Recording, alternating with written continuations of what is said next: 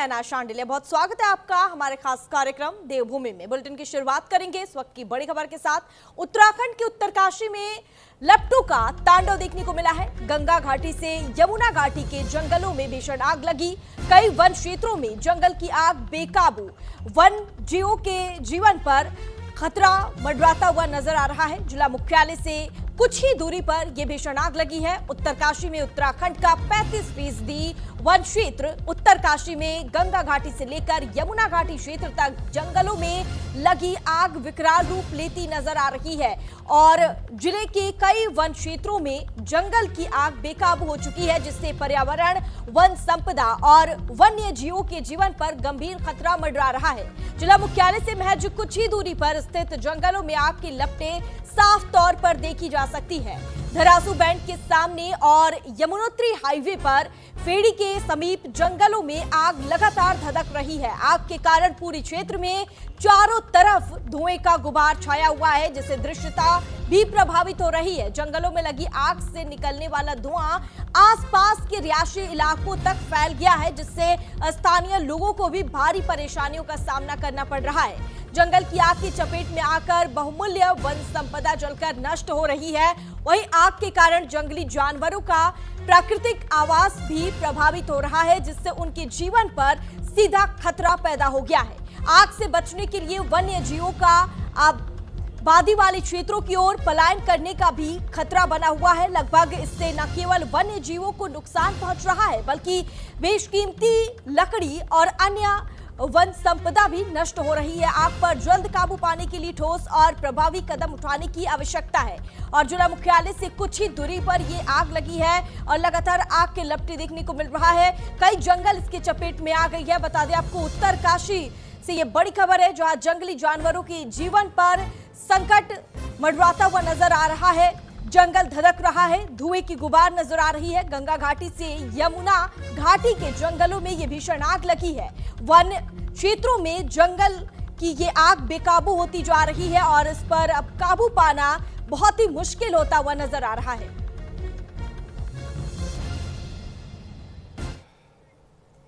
विकासनगर में 15वीं वित्त आयोग की संस्तुतियों के क्रम में उत्तराखंड शहरी विकास विभाग ने राज्यों में शहरी स्वास्थ्य व्यवस्थाओं को मजबूत कर रहे हैं और इसी योजना के तहत प्रदेश में कुल 115 शहरी स्वास्थ्य और आरोग्य केंद्र स्थापित किया जाएगा। पहले चरण में 52 नगर निगम, नगर पालिकाओं और नगर पंचायतों में 86 अर्बन वेलनेस सेंटर खोला जाएगा और इस केंद्र के संचालन के लिए पालिका को 69 लाख रुपए की धनराशि प्राप्त हुई है। खास बात यह है कि उपचार के लिए किसी भी प्रकार का रजिस्ट्रेशन अनिवार्य नहीं होगा, जिससे दूर दराज क्षेत्रों के आम नागरिकों को भी आसानी से स्वास्थ्य सुविधाओं का लाभ मिल सकेगा।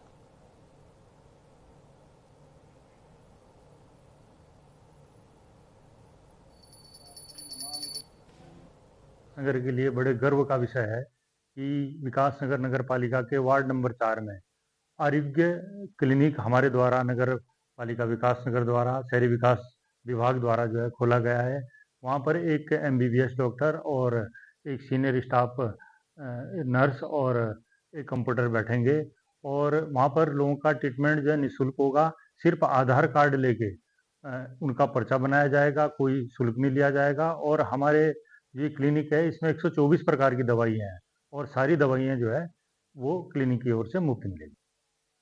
15वें वित्त आयोग की संस्तुतियों के तहत विकासनगर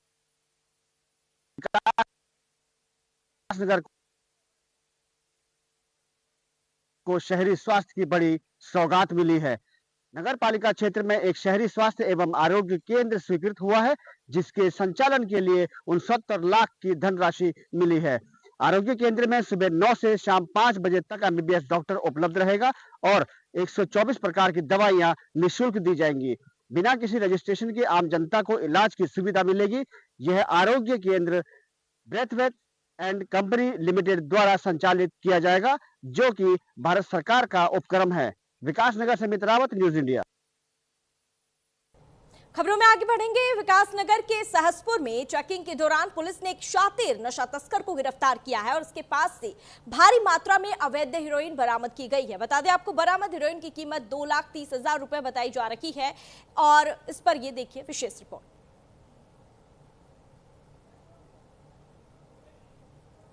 2,30,000 की अवैध हेरोइन बरामद की गई है। पुलिस को यह बड़ी सफलता हाथ लगी है। सहसपुर में पुलिस ने बड़ी कार्रवाई की है।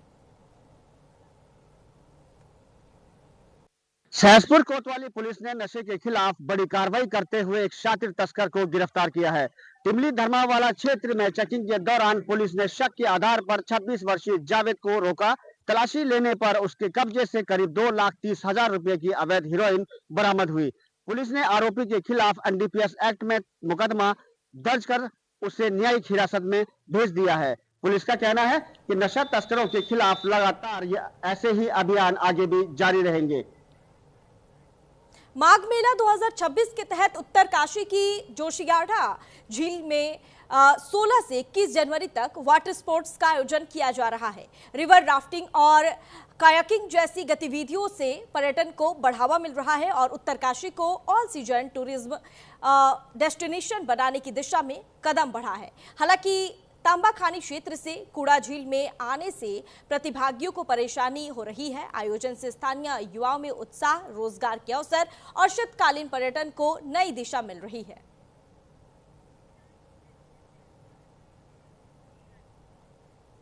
खबरों में आगे बढ़ेंगे। नैनीताल के स्नोयू क्षेत्र में एक युवक की खाई में गिरने से मौत हो गई है। बता दें आपको, भुवन राम आर्या अपने 6 दोस्तों के साथ हिमालय दर्शन इलाके में पार्टी कर रहा था, जहां सभी नशे में थे। इस दौरान भुवन राम आर्या का संतुलन बिगड़ा और वह करीब 70 मीटर गहरी खाई में गिर गया। सूचना पर पुलिस, एसडीआरएफ और दमकल विभाग ने करीब 1 घंटे तक रेस्क्यू अभियान चलाया। युवक को अस्पताल पहुंचाया गया, जहां डॉक्टरों ने मृत घोषित कर दिया। घटना के बाद परिजनों में कोहराम मचा हुआ है।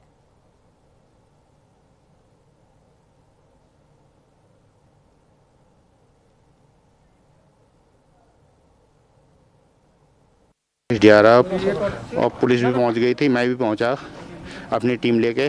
फिर हम सभी के सहयोग से उन्हें निकाल दिया गया है, सभी जो गिरे हैं। अभी उनकी जानकारी नहीं हो पाई, उनका अता पता हमने नहीं ले सके हैं। अब पता नहीं किस कारण से गिरे, इस रास्ते से गुजर रहे थे, क्या था, अभी कंफर्म नहीं हो पाया। अभी कुछ समय पहले ही एक पेशेंट को लाए थे हिमालय दर्शन से। यहाँ पर लाए थे तो पेशेंट बिल्कुल रेस्पॉन्सिव नहीं था, बीपी, पल्स, SpO2 कुछ भी नहीं था। हमने ECG किया, ECG पूरा फ्लैट था, पेरिफेरल पूरा कोल्ड था, साइनोस था, तो हमने उसको डेड डिक्लेयर कर दिया है। हमने उसको मॉर्चरी में भी शिफ्ट किया है पोस्टमार्टम एग्जाम। खबर हरिद्वार से है, जहां हरिपुर कला की जिला पंचायत सदस्य दिव्या बेलवाल ने जिलाधिकारी से मुलाकात कर इलाके की जमीनी समस्याओं को मजबूती से उठाया। मुलाकात का मुख्य उद्देश्य हरिद्वार सीमा क्षेत्र में फुट ओवर ब्रिज निर्माण को लेकर था। बता दें आपको, हाल ही में हुए सड़क हादसे का हवाला देते हुए उन्होंने बताया कि दुर्घटना में पुलिस बूथ तक क्षतिग्रस्त हो चुका है, जिससे यहां पैदल चलने वालों की जान हर समय खतरे में रहती है।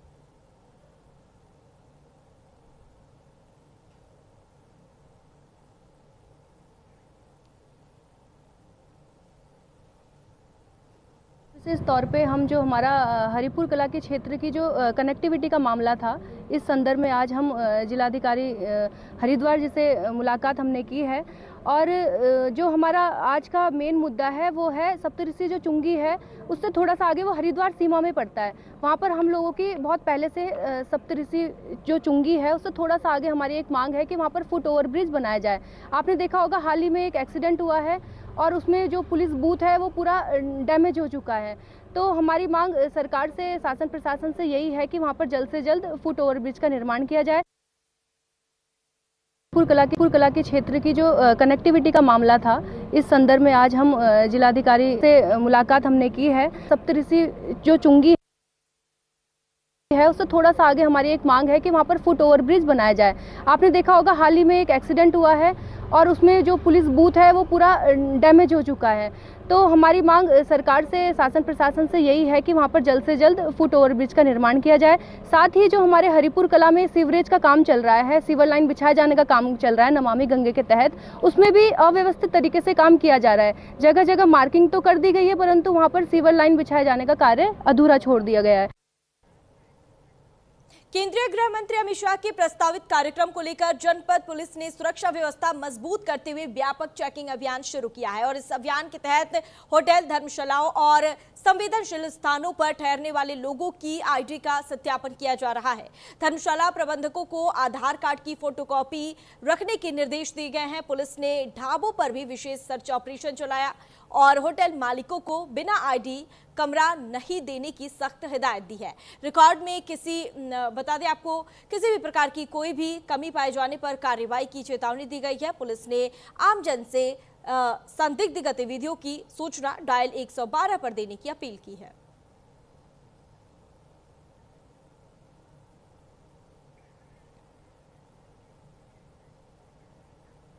खबरों में आगे बढ़ेंगे। खबर टिहरी से है, जहां टिहरी मदन नेगी रोपवे सेवा के बंद हो जाने से प्रतापनगर इलाके में आम लोगों को भारी परेशानियों का सामना करना पड़ रहा है। स्थानीय लोगों को आवाजाही के लिए लगभग 40 किलोमीटर अतिरिक्त दूरी तय करनी पड़ रही है, जिससे समय और पैसा दोनों की हानि हो रही है। वहीं इसी मामले को गंभीरता से लेते हुए प्रतापनगर विधायक विक्रम सिंह नेगी ने जिलाधिकारी को पत्र भेजकर कार्रवाई की मांग की है। विधायक ने चेतावनी दी है कि यदि जल्द समाधान नहीं हुआ तो जनता के साथ आंदोलन किया जाएगा।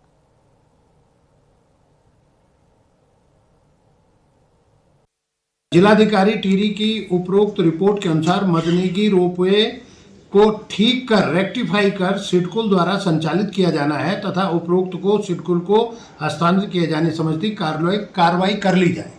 ये उसके अनुसार संचालित हो रहा और वहाँ पर इनको 11.119 हेक्टेयर जो बंजर भूमि है वो सिडकुल को राज्य सरकार ने हस्तांतरित की, लेकिन अचानक ये बंद कर दिया गया और उसका जो भुगतान है, जो रोपवे का संचालन करते हैं उनका जो भुगतान है उसको भी नहीं किया गया और इससे जो बांध से प्रभावित जनता है वो बहुत परेशान है।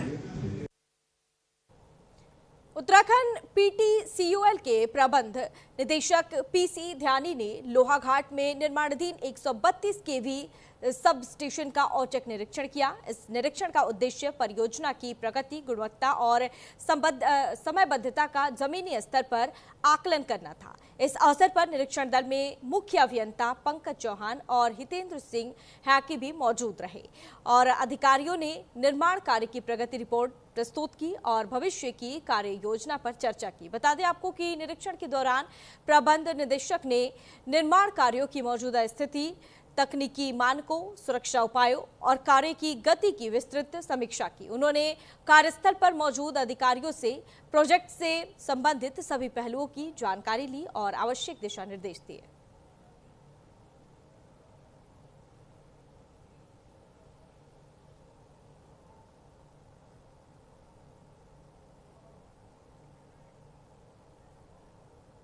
हमारा ये बिजली घर प्रतीक्षक है, इसकी लाइन हमारी बन चुकी है, लेकिन बिजली घर बनने में कुछ विलम्ब हो गया और इसके लिए पहले ये हम अपने संसाधनों से बना रहे थे, लेकिन बाद में हमारे भी क्योंकि हमारे जो भी प्रोजेक्ट बनते हैं उनका खर्चा जो है फिर टैरिफ के रूप में जो है जनता पे पड़ता है, तो इसलिए हमने ये निर्णय लिया कि जनता पे इसका बोझ कम पड़े। हमने ADB के अंतर्गत जो ग्रांट है, ADB ग्रांट के अंतर्गत ये बिजली घर को हम बना रहे हैं और हमारा अभी टारगेट है कि हम इसको किसी भी परिस्थिति में जो है हम इस वित्तीय वर्ष में इसको पूरा करने का हमारा संकल्प है, जिससे कि हमारा जो यहाँ की क्षेत्र की जनता है उनको बेहतर गुणवत्ता बिजली मिलेगी।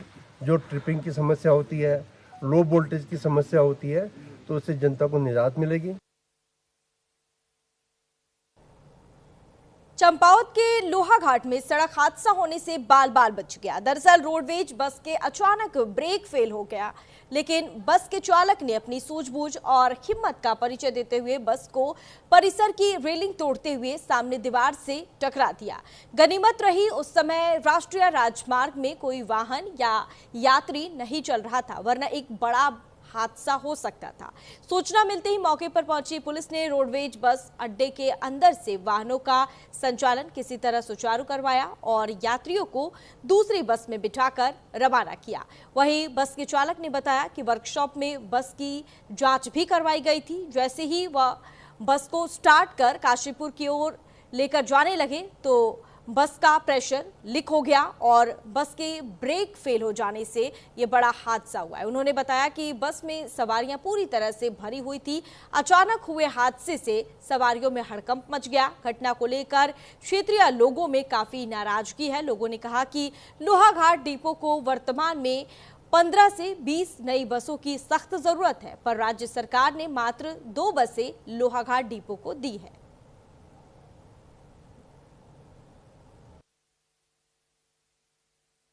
जा रहा था मैं, प्रेशर बनानी गाड़ी लुढ़क गई अपने आप आगे को, ब्रेक मारने में लगे। किसी को चोट पटा? ना चोट पड़ा किसी को नहीं, चेक करा के लाए थे ऊपर से तो प्रेशर। हरिद्वार वासियों की समस्याओं के तुरंत समाधान के उद्देश्य से जिलाधिकारी मयूर दीक्षित के निर्देश पर जिला कार्यालय सभागार में जन सुनवाई कार्यक्रम का आयोजन किया गया।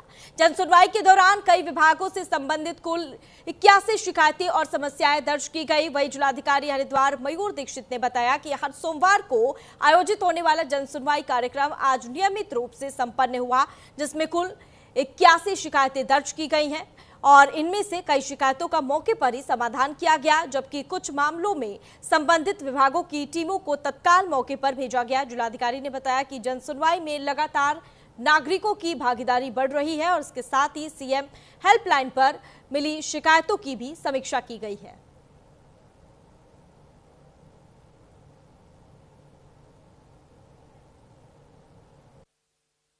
प्रत्येक सोमवार का जन सुनवाई का जो कार्यक्रम है वो आज भी जारी रहा है और इसमें आज 81 शिकायतें अभी तक दर्ज की गई हैं। कई शिकायतें इसमें जो आई हैं उनमें मौके पर ही निस्तारण भी किया गया है।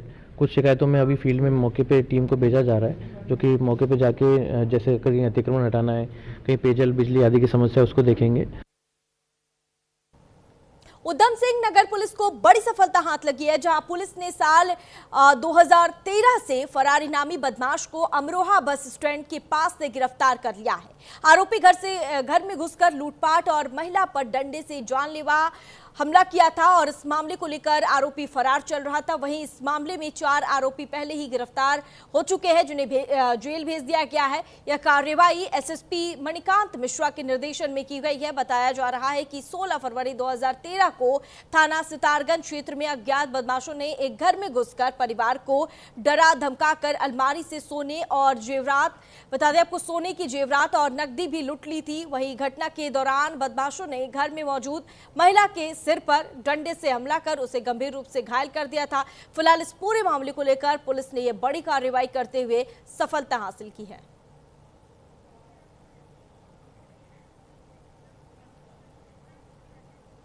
युवा कल्याण विभाग की ओर से खेल महाकुंभ के तहत सांसद चैंपियनशिप ट्रॉफी का जीआईसी पिथौरागढ़ में आगाज हो गया है और इस मौके पर बतौर मुख्य अतिथि दर्जा प्राप्त राज्य मंत्री गणेश भंडारी ने शुभारंभ किया और इस मौके पर कहा कि सरकार के जरिए प्रदेश को खेल का हब बनाया जा रहा है। लगातार खेल सुविधाओं को यहां पर बढ़ावा दिया जा रहा है और खिलाड़ियों से खेल भावना से खेलने की अपील की जा रही है। पहले दिन अंडर 14-19 बालिका वर्ग की एथलीट रस्साकशी, मलखम, कंचा प्रतियोगिता आयोजित की गई और जिला युवा कल्याण अधिकारी जगदीश नेगी ने बताया कि 31 जनवरी तक खेलों का आयोजन किया जा रहा है, जिसमें अल्मोड़ा, चंपावत, पिथौरागढ़ जिले के खिलाड़ी हिस्सा ले रहे हैं। वहीं सांसद ट्रॉफी प्रतियोगिता में विजेता विधानसभा को 2 लाख नगद पुरस्कार दिया जाएगा।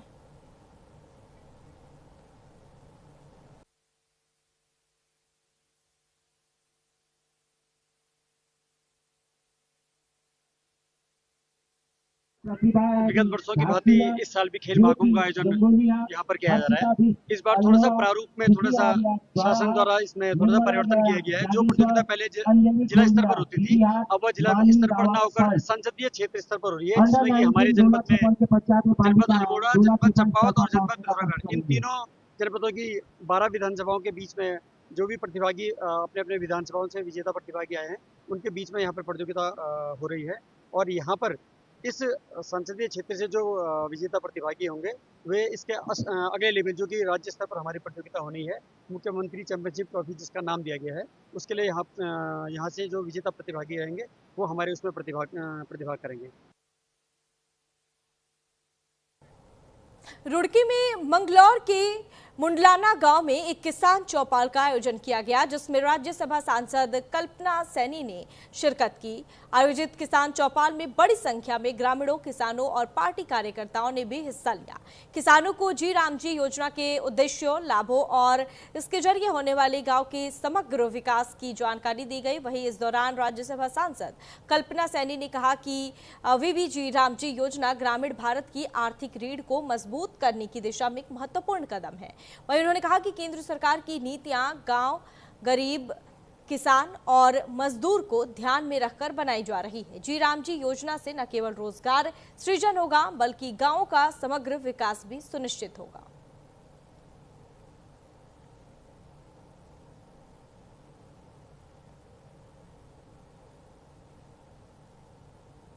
कार्यक्रम चौपाल का किसान श्रमिकों का यहाँ पर आयोजित हुआ और वीबीजी राम जी का जो विधेयक अभी 2025 में अपने बीच में आया है, महामहिम जिसको जो है अपनी स्वीकृति दे चुकी हैं, वो अब लागू होगा और हमारे प्रदेश में तो वो 90 और 10 के रेशो में होगा।